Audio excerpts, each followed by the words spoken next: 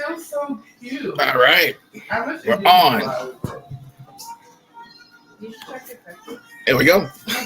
Thank you very much. This week, the Ravorisports podcast. Like and subscribe to all of our social media content. So, see Charles Harris. We are LegalShield.com.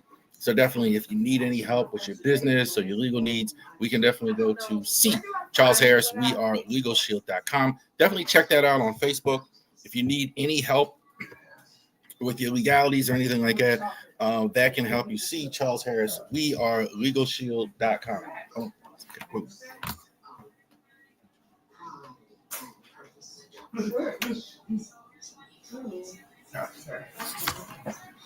get that light on. So, see Charles Harris. We are LegalShield.com. Ravorisports.company.site. Man, if we got a major announcement next week about the website, a new deal partnership that we have. So definitely very excited about that. Genesis Notary Services /Facebook.com. So definitely we will go ahead and get that squared away as well. See Charles Harris. We are LegalShield.com. Again, at the bottom of the screen. All right, little trouble getting hooked up to Twitch here, so we're going to keep trying here. If not, we'll just go ahead and do the Twitch after the live. More draft. The NFL selection meeting 2025, better known as the draft.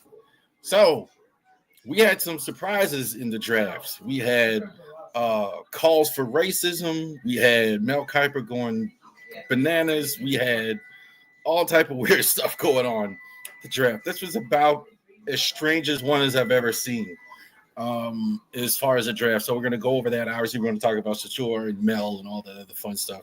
And NFL NBA playoffs going on.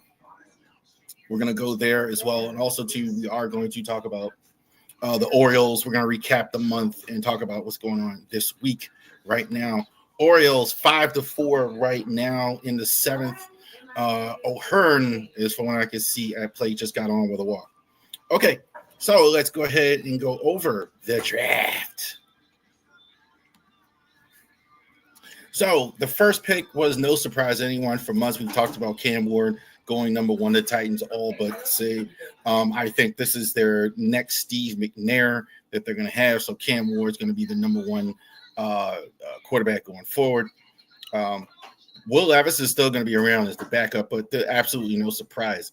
Travis Hunter going second isn't a shock, but it's where he went. He was traded to the Jaguars. So that's a big surprise. I didn't think the Jaguars were going to try as hard. I mean, they gave up a lot to give him. I mean, they gave up a second round. They gave up a one next year to move up 3 spots and get what a lot of people thought, and I thought as well, the number one player in the entire draft, Travis Hunter. So that's a lot, and he is going to play both ways. So we've never seen this. We've never seen a guy play offense and defense at the same time. They're going to do everything they can to actually have a guy for the first time ever play on both sides of the ball. So the only time he's going to ref is halftime with special teams. Interesting. We'll see. This is big gamble, I think. Not a gamble. Maybe it's too strong a word, but this is a lot that they're taking on here. Abdul Carter wanted to wear 56. Lawrence Taylor's number. He's not going to get to wear it. LT said no, but he is going to play for the Giants. I think best pass rush in the draft. I think not for Travis Hunter. He would be the number one player in the draft. Will Campbell, I think the biggest need that the Patriots had was actually offensive tackle. So I think that was a need for them. I think a lot of people predicted that as well. Mason Graham, number 5. So we had the spot right for Mason Graham, but just a team. So the Browns moved down. Hopefully the Browns can maneuver this right for their sakes at least. So you move down, you get a couple extra picks for next year. You get number 1 next year, and you get a top 3 player, I think Mason Graham as well, to go next to Myles Garrett. I think it's an excellent move getting that as well. But can you work this right? Can you navigate this right with the Browns' history of not doing that? Ashton Genty had this for the Raiders. I think this is exactly what Mark Davis was going to do as well. Tom Brady is now, I think he's part of the decision-making there in Las Vegas. So Genty is going to be their starting running back. Picking 6, Armand Membu for the Jets. Membu, I think other people liked him more than I did. I think he's like on the right side. I think that's what you're probably going to see with him. He can be a very good right tackle on the other side, very good run block. I don't think he's a phenomenal pass blocker. I don't love his feet for tackle. Don't love it, but I think you had a lot of guys in the draft like that this year. Even who the Ravens pick will go over, but it was like you had a lot of guys like that. Just feet weren't great, so you had to move him to right tackle and kick him inside.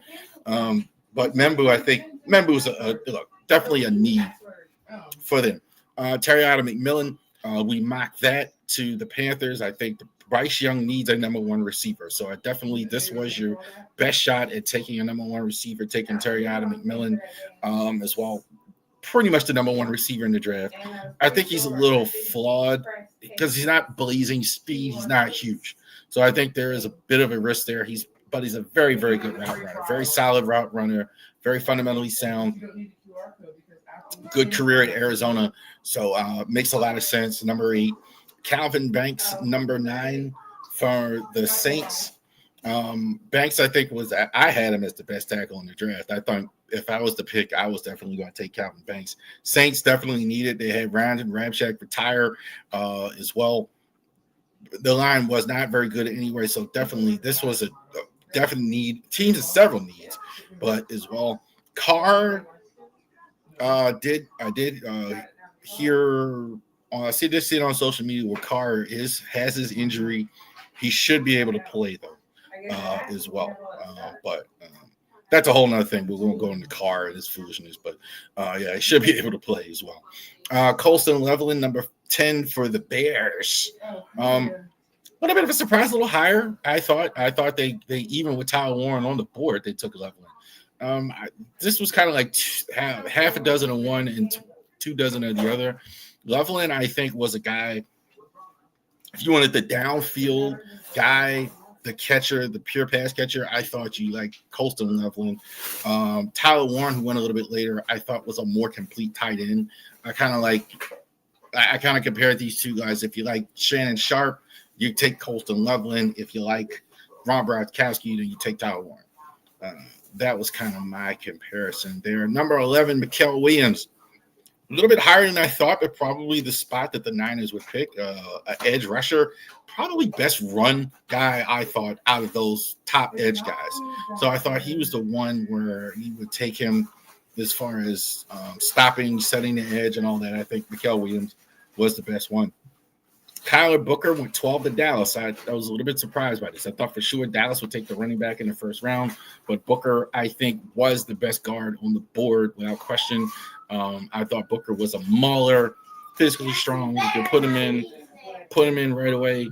I thought also, too, he has great hands. I think his hand placement, because of his body type, is a little underrated. He's not just a mauler. He has great hands. I like his footwork, etc. Guard pure, not really a tackle. So I think it's maybe a little high for a guard that won't be super elite off it, but good, no problem with it. I mean, Booker is going to start for 10 years for you. So not a real problem there. Kenneth Grant from Michigan. A little surprised that the type of pick this was finally all the needs that the Dolphins had, that they went to tackle. So Grant might be really good. I think him and Mason Graham are really good.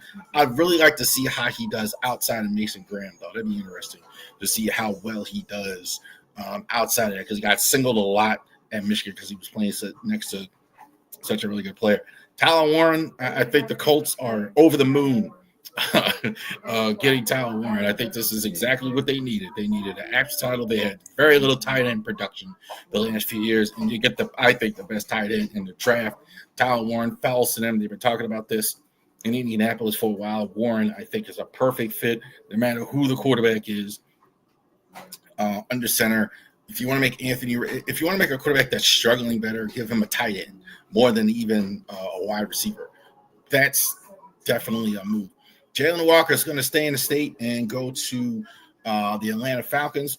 Walker, I think, slipped a little more than I thought he would.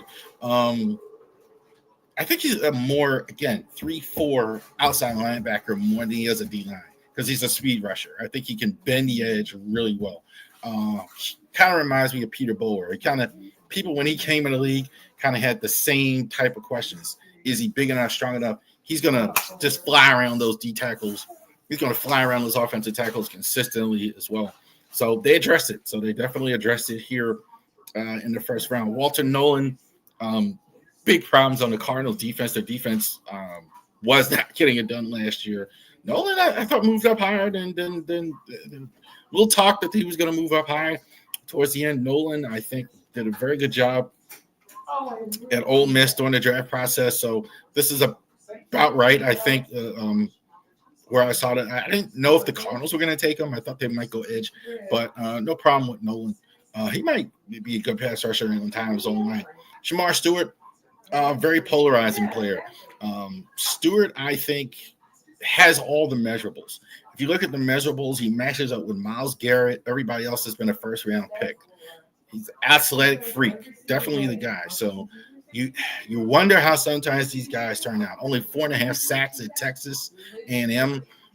You'll wonder if this is a guy that's going to do that. But I could say playing across from, if they can keep him, Trey Hendrickson, make anybody go. But Cardinals, Bengals, understandable in need. Just question if the player is going to be able to help you right away. I think he might need a little bit of time.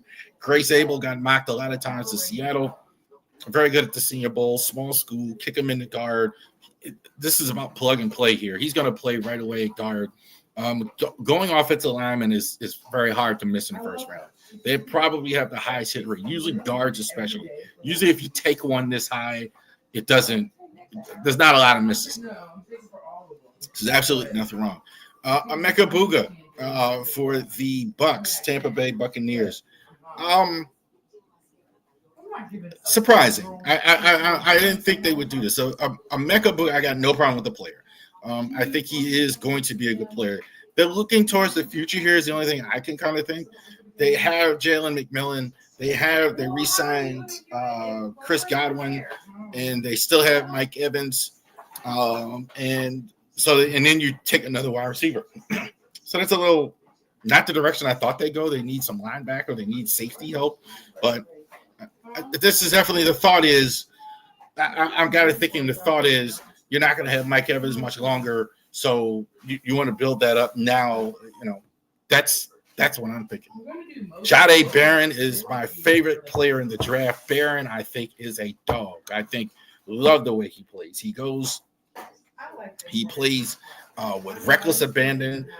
He can play on the outside. I think he's a much better player, by the way, on the outside. I think you watch the film, I think people think he's just this guy, this disruptor or in the slot. No, this guy can play outside. Not as good as, not the best one in the draft, maybe, but Jahdae Barron, I think is the real deal. Good pick. Everybody was good. I was going to say whoever got Jahdae Barron in the draft. Couple more. Squealers, take Derek Harmon, defensive tackle. I don't know who's going to play quarterback. I don't. It looks like they better get Aaron Rodgers. And again, I'm assuming that's what they're thinking. Derek Harmon's a really good player. So Cam Hayward's getting older and it makes a lot of sense. Harmon, you could argue, is the best tackle in the draft. I liked him better than Kenneth Grant. I think some people thought he was better than Mason Graham, but he was right there. A little bit of an injury issue. I think that's probably the reason why Graham separated from him and dropped him. Good pick at 20, but they really need the quarterback. Marion Hampton, this is the replacement for J.K. Dobbins, I think, for the Chargers. So in the offseason, they signed Najee Harris. Look, Chargers going to run the football. Stop being surprised. I think some people was like actually surprised. No, they're going to run the ball all the time. and this is a Jim Harbaugh offense. Greg Roman offense. No, you don't have enough running backs. So it didn't shock me at all. They didn't need linemen. I thought they might take a receiver. I mean, they definitely need, but they're going to run the ball. It doesn't surprise me that they want to load up a running back. It doesn't shock me. Matt Golden, I think the Packers very rarely now take a wide receiver in the first round. They did it. They did this year for the first time. I think it's 20 years or something like that, where the Pack took a wide receiver in the first round. Definitely needed with all the injuries that they had as well. So Jordan Love gets another weapon. Probably maybe the fastest receiver in the entire draft. Donovan Jackson for the Vikings. He's going to get the get to protect the guy he played against in college, JJ McCarthy. So definitely the Buckeyes and the Michigan going to have to go ahead and figure it out. No problem with it. No problem with that. Not real sexy pick there, but no problem with it. Donovan Jackson, putting him at guard. No real beef with that. I think probably the rest of the draft, I didn't love it, but yeah, it makes sense. I mean, getting a guy there to help on the offensive line. Jackson Dart. So they passed on Shador, needing a quarterback, and they took Jackson Dart from Ole Miss. I figured he was going to go in the first. I figured the Steelers might do it, but they passed. So the Giants moved back in and get him. I don't mind this. I don't mind this too much. I think because he's probably not going to play. Russell Wilson's there. He's developmental. Other people seem to like him more than I did. I kind of have him at the top of the list of the next group of quarterbacks in the draft behind Shador and Cam Ward, simply because I think out of all those other ones, he has the measurables. He's tall. He's like 6'5". He's got the better arm. I don't love his arm, but he's got all the things. So I think that's probably why he's higher on the list there. Dart, but he's not going to play right away. I think because Russell Wilson is there, James Winston is there, so he's going to get a chance to develop. A couple more. James Pierce. So the Falcons really address the edge. They're going to have Jalen Walker on the other side, James Pierce on the other side. This is more of a roll of the dice. I think he's pretty good. Again, some off the field stuff that kind of pushed him down. Pierce, I think, is in a need for sure. So definitely one thing the Falcons needed. They needed defense. I thought they gave up a lot for this, but I understand that they really must think that this guy can really fit in for them. So I understand definitely a need fitting that pass rush.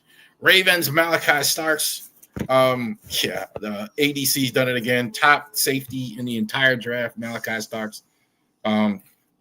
Is it the biggest need? No. Is the player outstanding? Outstanding. You're absolutely right. This guy is definitely going to plug and play right next to Kyle Hamilton. So you're going to see a lot of the same things that you thought you were going to get with Marcus Williams, with Malachi Starks as well. Telek Williams, Ohio State tackle. This is a little higher, I think, than I would have taken him. I think he was probably a mid-second, but they definitely have a need on defense. I thought for sure they were going to go defense some kind of way. They're getting back 8. They're hoping to get back 8. Hutchinson fix their defense. They're a Super Bowl contender. So they're a Super Bowl contender. They're right in it as well. Josh Connolly for Oregon for the Commanders. I got no problem with this. I mean, they definitely not their biggest need. I thought they might go defense. I thought they might have had a bigger need there, but I got no problem with Connolly. Connolly, I think, was the best pass blocking tackle in the draft. Probably next to, not better than Will Campbell, maybe, but the second best, I thought, as well. Pass rusher pure. Somebody I think you could put at left tackle. Maybe not right away, but definitely there. Maxwell Harrison did Dylan was talking to him, Spunky Spectrum Sport, and he loves Maxwell Harrison. He's moving up boards, tremendous speed. Maxwell Harrison. Bills, I didn't think needed any one thing. I think secondary was a need, but I didn't think they needed any one thing. This was kind of a pick. They're such a good team. They could have picked at several different positions. Jai Campbell, Eagles move up one spot to take Jai Campbell as well. Campbell, I think, was the best inside linebacker in the draft by a good margin. So if you're looking for that and you're the Eagles, I understand why you want to make sure you get Jai Campbell, because it was a pretty big, to me, gap between him and everybody else. So definitely makes sense. Josh Simmons for the Chefs. I think that was the last one, right at 32. Take a guy, a little bit of a risk because of the injury, but I think he goes higher without it. But Simmons, I think, is going to start for them at left tackle right away. I think they definitely – this is 9-1-1 for the Chefs. I mean, why did they lose the Super Bowl? They couldn't protect Pat Mahomes. The only time they seem to lose is when they can't protect Pat Mahomes. There you go. The draft. So, the Chefs, I get it. I mean, I'm trying to think if I can think of a team that moved the needle a lot in the draft, and I don't know if it was as well. Teams kind of held form. I don't think anything in particular say, wow, okay. A lot of players, I think, kind of in the same area in the draft. So I don't think any one team particularly moved the needle there. We'll see how that is as well as far as teams in the draft. We'll go over it as well. We'll definitely go over the AFC North and all that fun stuff here pretty soon. So we'll go definitely be going over that. So let's take a look at our squad, the Ravens. How did we do in the NFL draft? They did make all 11 picks for sure. So the Ravens did make all 11 picks in the draft. That didn't surprise me at all. I think they moved up, down. I think late in the rounds, they had like 4 or 6 rounders, which was crazy. So let's go over what the Ravens did. We already talked about Malachi Starks doing a comp for all these players. I kind of said, I kept saying Brian Dawkins. So I might as well use the comp for Brian Dawkins. I think that's maybe a little high because he's a Hall of Famer, but a complete safety. Guy, I've seen Malachi Starks do so many different things. He can take the ball away if you lift the ball in his area. He can hit at the point of contact. He can play the run. He plays with a lot of energy. That's all the things B-Dawk did. So, again, I don't want to put too much pressure, but this is the type of player that you're getting when you're talking about a Malachi Starks as well. Definitely the best safety in the draft. I don't think there's any question about it. So they went ahead and waited. This was probably the best pick in the entire draft. Mike Green from Marshall, the Thundering Herd for you West Virginia people. Mike Green, we're going to talk about Shedeur. This was makes you crazy. So Mike Green apparently had some sexual assault issues at Virginia. He had some sexual assault issues, I think, in high school. They're going to go into that. But what happened was we had him in the first round on a lot of boards, and it dropped him down to like 59. And so he was still there. This was a super easy pick. This guy, the one concern we had is with the contract of Oweh and Van Noy getting older, how good would the pass rush be? Now you don't have to worry because Mike Green is a stud. 17 sacks last year, outstanding at the Senior Bowl. A little bit worried about the level of competition that he had. Brian Burns, I think, is a great comp for him, kind of a similar type player. Burns, I think, is a 10-plus sack guy. Green's for sure. I think it's going to be a 10-plus sack guy. They're going to ease him in, I think, because there are 2 veterans in front of him. But the sky's the limit for Mike Green. I think this is outstanding.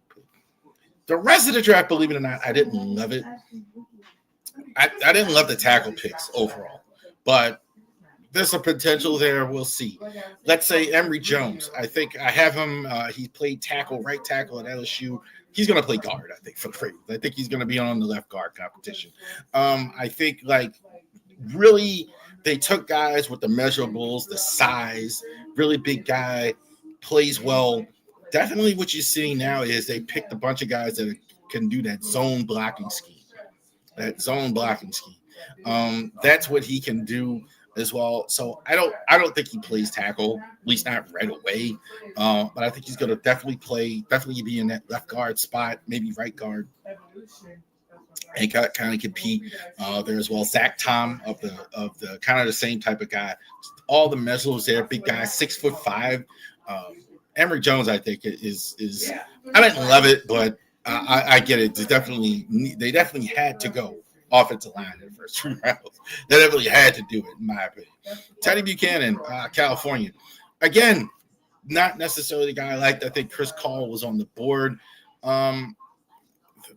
These linebackers weren't particularly great, I thought, in this particular draft. So they must see something in this guy. He's got really good speed, more of a straight line guy. I think he's going to help you more at the line of scrimmage than he is at in coverage, at least right away. Eric Kendricks, right, is for the Vikings. I think he's a similar type of guy, similar type of body type as well. He's definitely, I think, probably going to be some competition there with Trent Simpson is there as well. So I said Aaron Jefferson again. Teddy Buchanan and Trenton Simpson. I think they're going to be they're going to go after it for the inside linebacker. Carson Vincent from Alabama A&M. Huge, huge guy, 6'7", 300+ pounds. The comp, because it's just on sheer size, was Daniel Falele. So you can take that for, that's kind of what I saw. But he's a little better in the zone blocking than Falele is. He's not going to see the field much in 2025. Not at all. He's definitely a guy that looking at down the line for when Ronnie Stanley moves on, maybe you can put this guy in and see. Maybe he'll play. Doubtful he'll play right away. But I think this is a guy they're going to develop. Just sheer size is the draw here as well. I'd like to see somebody with a little bit more at a bigger school, etc. But I understand the pick there as well, getting a really big offensive tackle. Bilal Cohen, BK from Western Michigan. Long, lean guy. Both of these cornerbacks that they took are kind of long, lean guys. Byron Murphy was kind of like of the Vikings, kind of the same, like a long, lean guy as well. I think he's going to – down in the area where I don't know if he makes a team, but I definitely think he's going to have a shot at it. He's going to be in a fight with Justin Armour Davis. The other pick here we're going to talk about, Cohen, I think, has great speed, though. Great speed. I think definitely they're going to try and keep more practice squad if they can't get it. Yeah.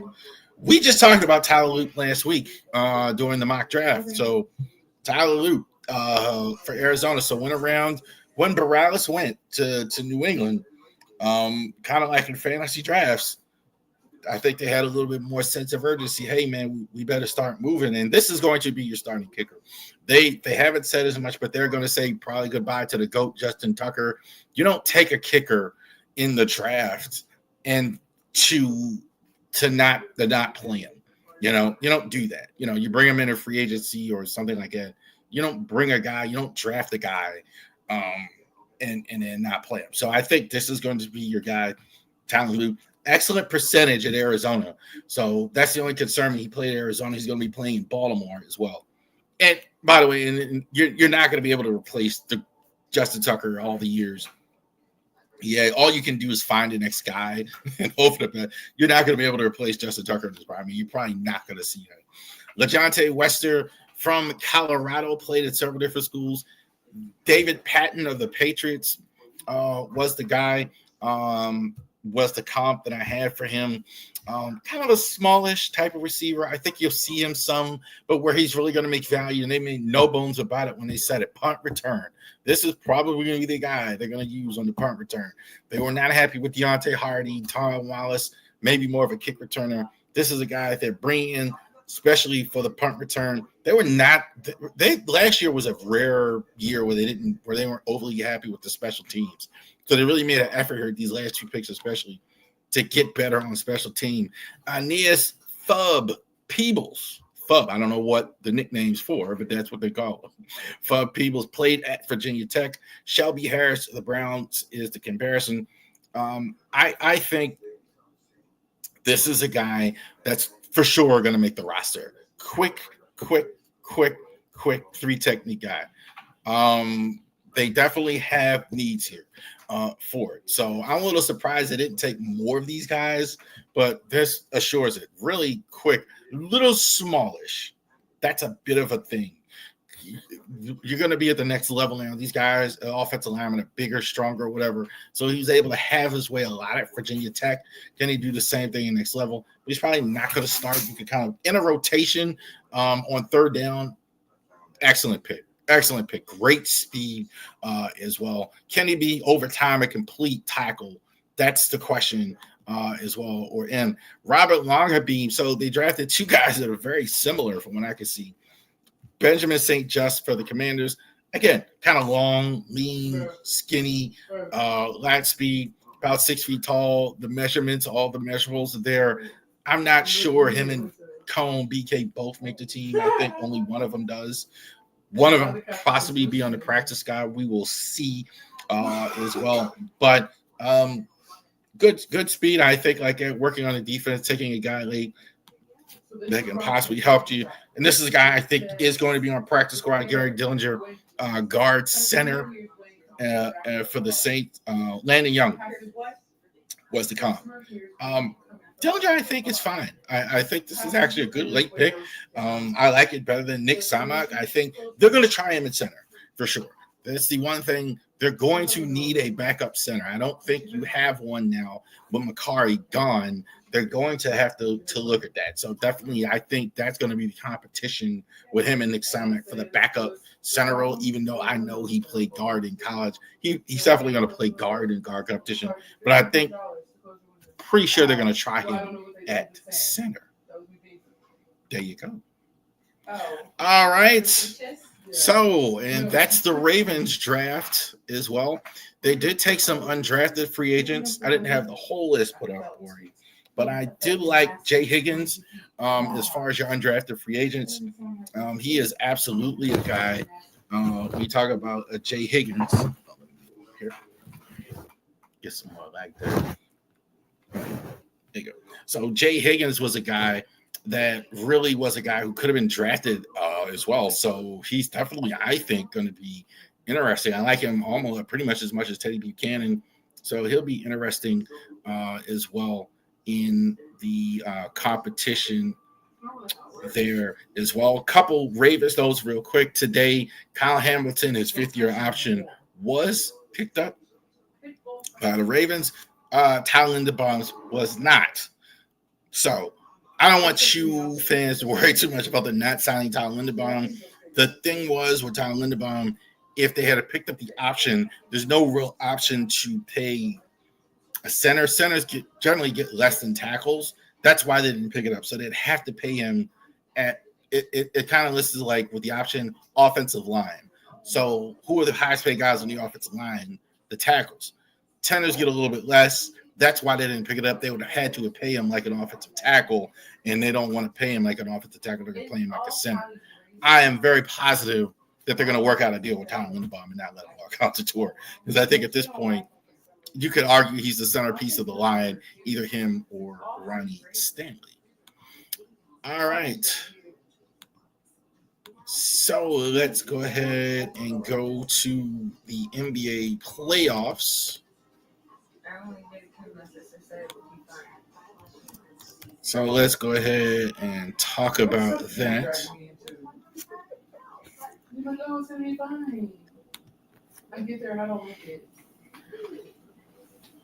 All right, so let's go into that.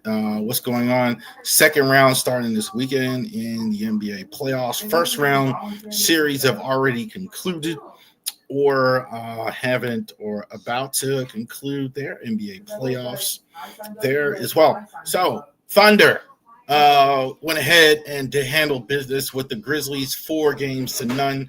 No big surprise as well. Thunder, I think they're the best team in the NBA. I don't think there's any question about it. I think the Grizzlies are better than what they showed, but they fired the coach. They had a bad seed. They struggled a bit late. I think like what people are going to say is panic about getting rid of. You don't want to do that. I think they're good enough. They have a lot of good young players. Run it back, get a coach and show some patience. And that's the thing. What, Lonnie? Oh, Mom, did you see the gift I got for Teresa? All right, we got it back there. All right, second series, Nuggets up 3-2 over the Clippers. I've kind of said I think the Clippers are a bit of a fraud. I don't, Harden, I don't think is the guy there. Kawhi plays well at times as well. But I said I've been very surprised if Nikola Jokic has been really good in this series. No surprise at all to me that's what's going on. Timberwolves up 3-1 over the Lakers. Bit of a surprise. I think the Anthony Edwards playing well never surprises me, but I think the fact that he's outplayed Luka Doncic in this series is a bit of a surprise as well. The Lakers roster just doesn't look strong enough. I mean, you got two of the top 5 players in the league, and it's a massive drop off as well. Let's see if the Clippers could close the show, even though I know it's 3 the T-Wolves can close the show, but I'm not as convinced of that. Golden State up 3-1, but they're losing tonight to the Warriors. But they're losing tonight. Warriors up 107-84 over. Rockets up 107-84 over the Warriors as well. Warriors should win this series. They don't have the horses. This is kind of reminds me of so many of the Pat Riley teams back in the day when I talk about the Heat and Heat culture and things. The Rockets are kind of like that. They have good coaching. They have a pretty good first player, Jalen Green, not as consistent during the series. With Jimmy Butler, I think coming back sooner than expected. That is probably the reason why they're getting as far as they're getting as well. Reading the box score now. But it's 104-7. Here we go. So Steph Curry with 13 tonight, subpar for him as well. Huge night for the Houston offense. Van Fleet with 21, Aaron Thompson with 20. Yeah, so good night for them as well. I don't think they win the series, but I do think like they probably the wrong matchup to go against a team with experience as Warriors. 4-0. 4-0. Cavs over the Heat in this series. Cavs. I don't think there's any question about it. They won the last game 138-83. Some people are calling for Pat Riley to go in Miami. I don't know about that. I don't know if that can. I don't know if that's going to help you as well. Pat is now 80 years old. I mean, it might be starting. I would say if you keep him, it is about that time to start thinking about what's next. At that point, Pat is about 80 years old. As crazy as he's been, but he gets him at least to the playoffs. I mean, I think like with that, Pat is building teams. I think they almost look at that as a weird thing. Everybody in the NBA, all they ever want to do is find the next LeBron James, find a Michael Jordan. Hey, how about we find good players that play in our system and play well? It almost sounds like there's something wrong with that. So anyway, but they weren't as good as the Cavaliers. Cavaliers are moving on to the next round. Bucks 4-1.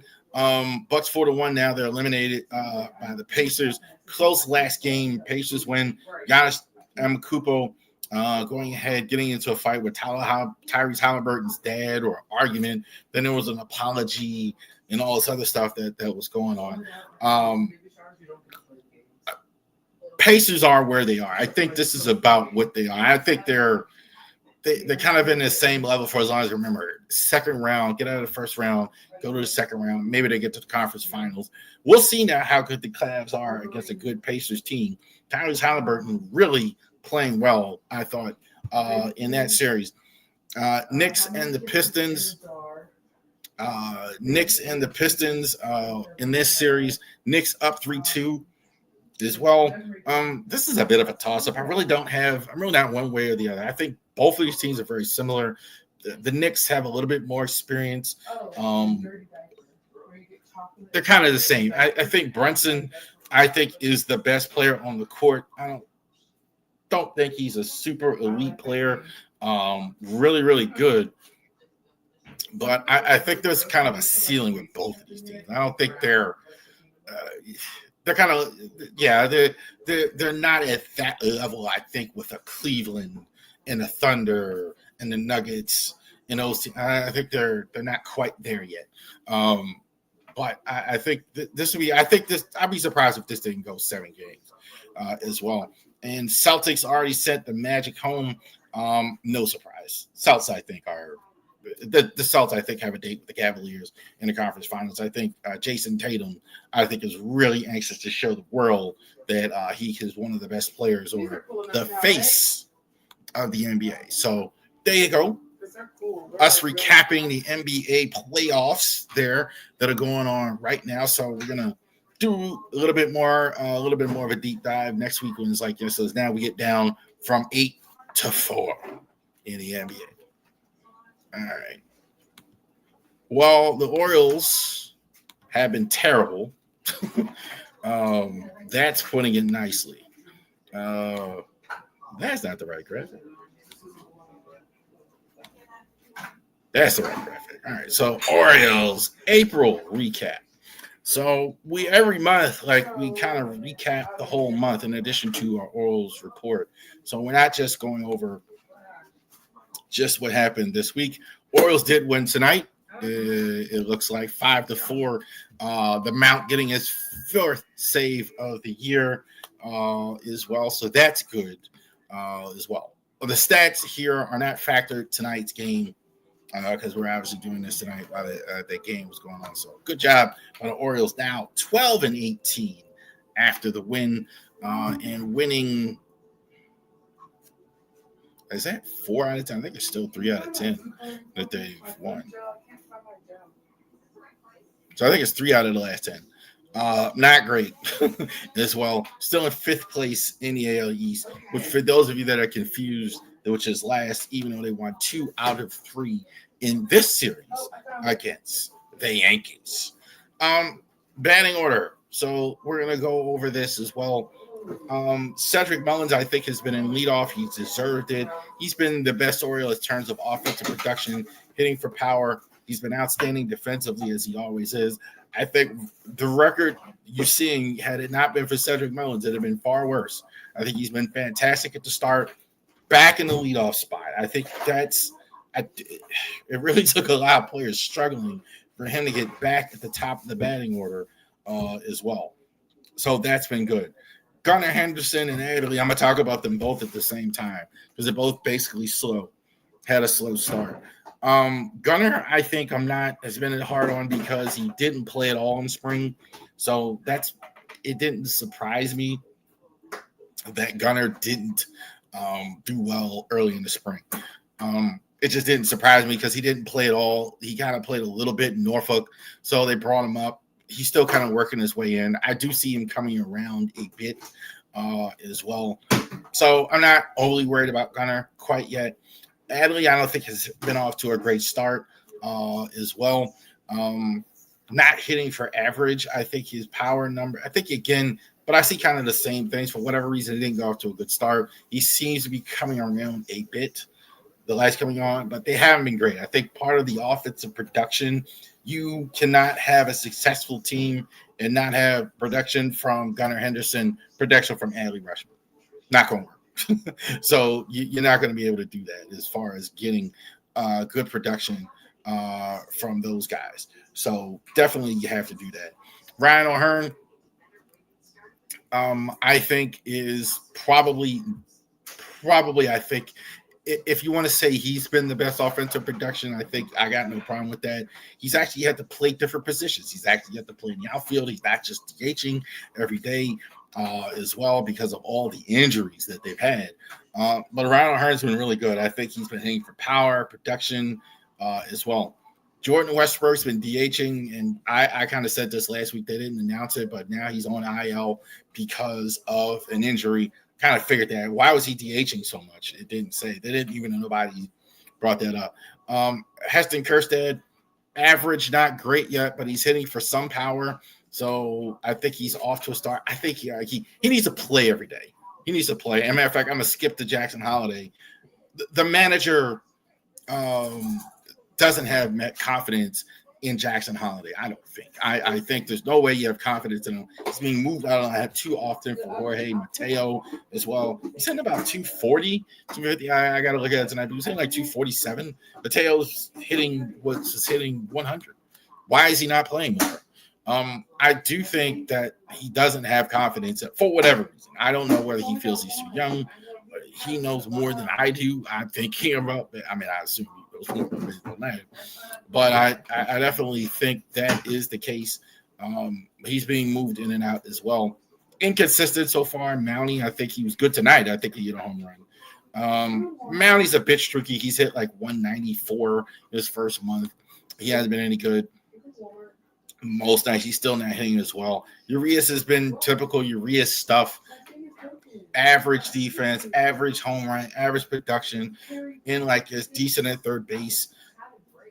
I think on a really good team, Urias just isn't typical stuff for Urias. Can't really complain too much. He's not giving you anything that he didn't normally give you. So that's the case with Urias.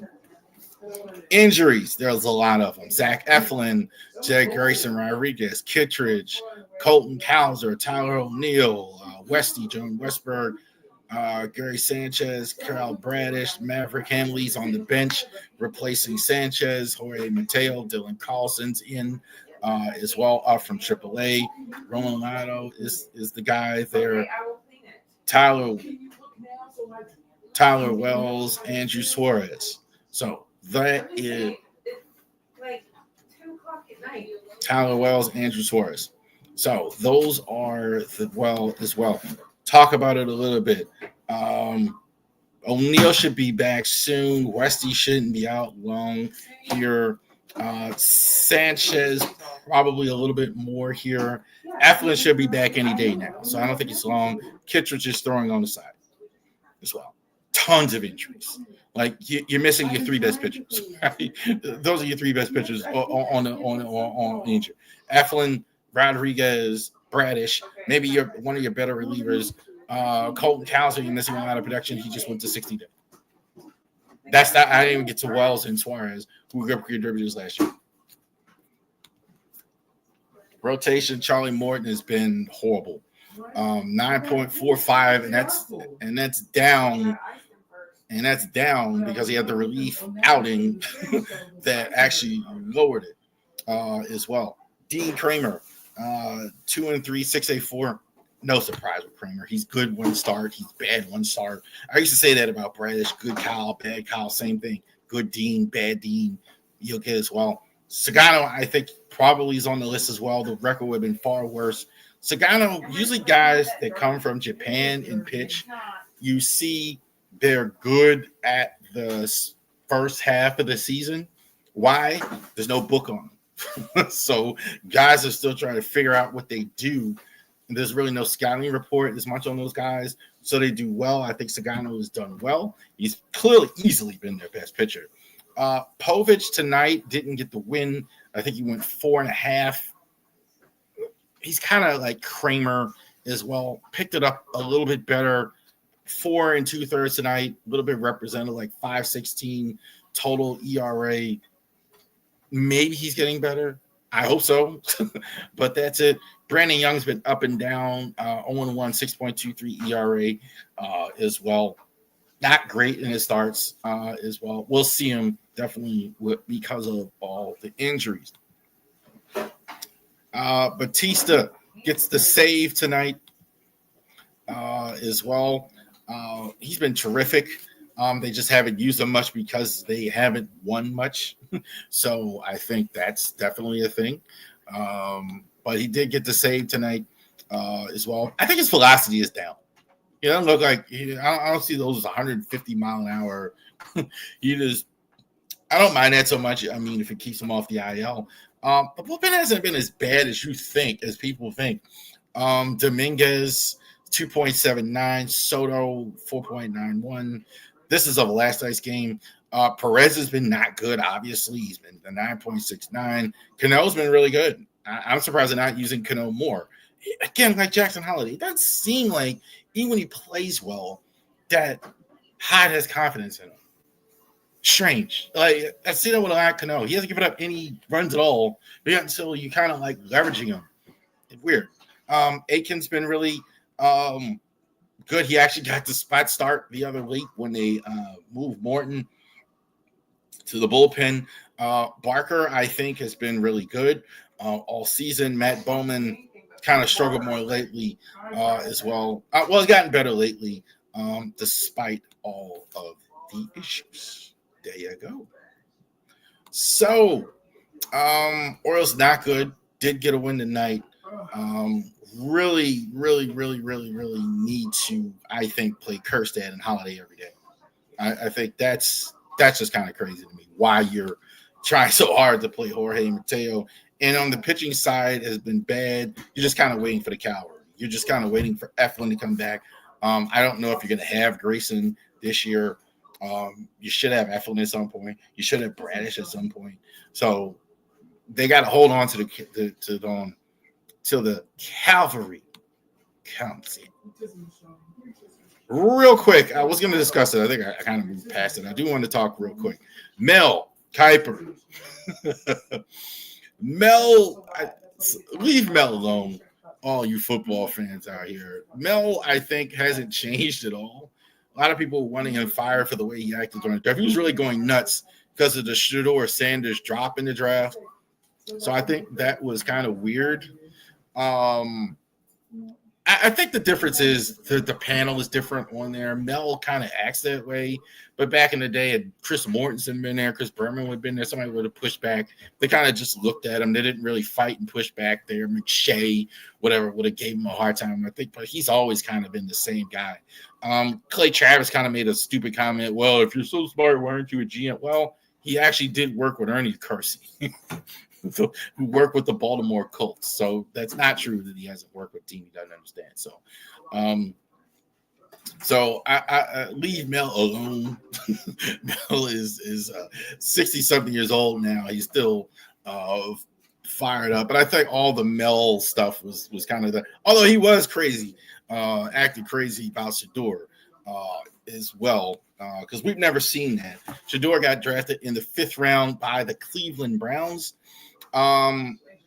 Strange.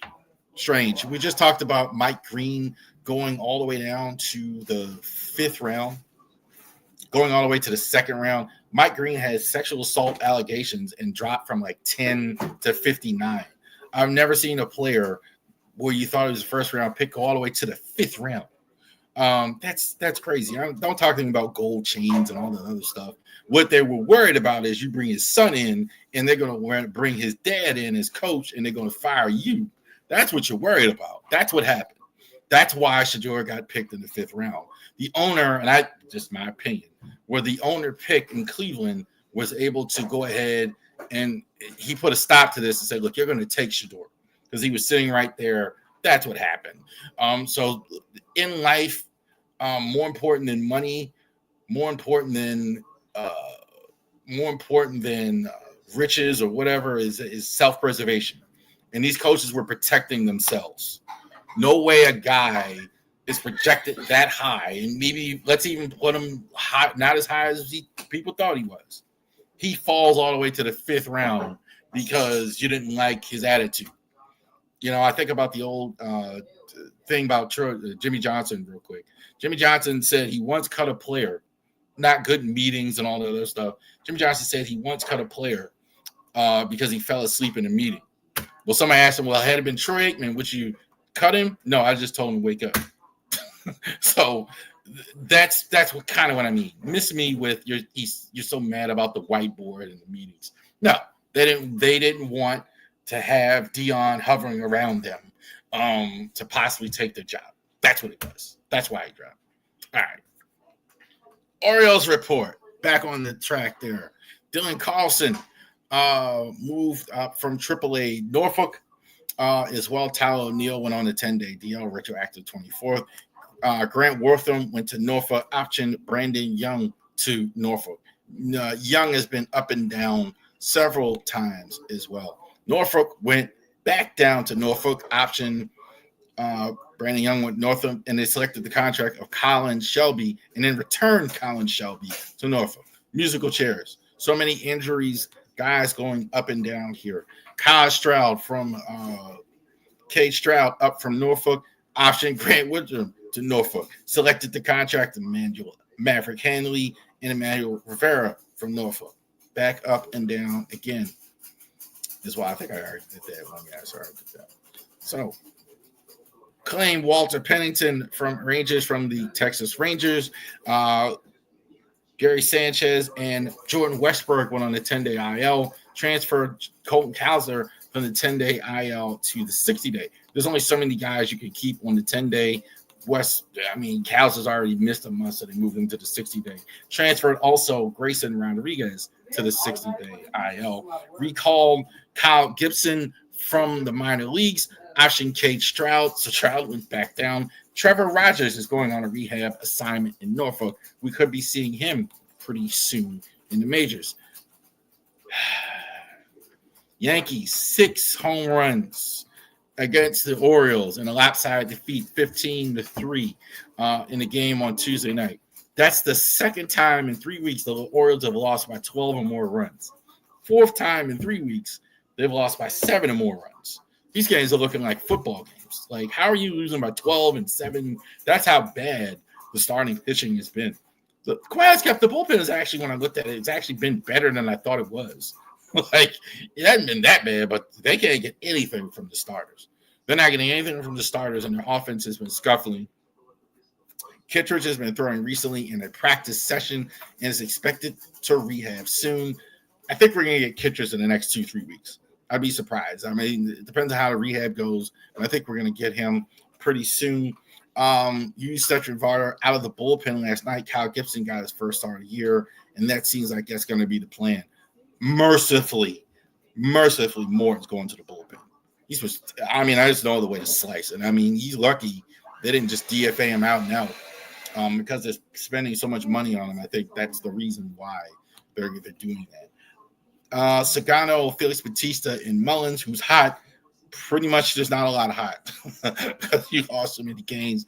But these guys have really played well. Sagano, I think, has been clearly the best pitcher. Bautista, I think, has been decent, except for his first outing as well. They haven't used him much. Mullins has been fantastic. Not good.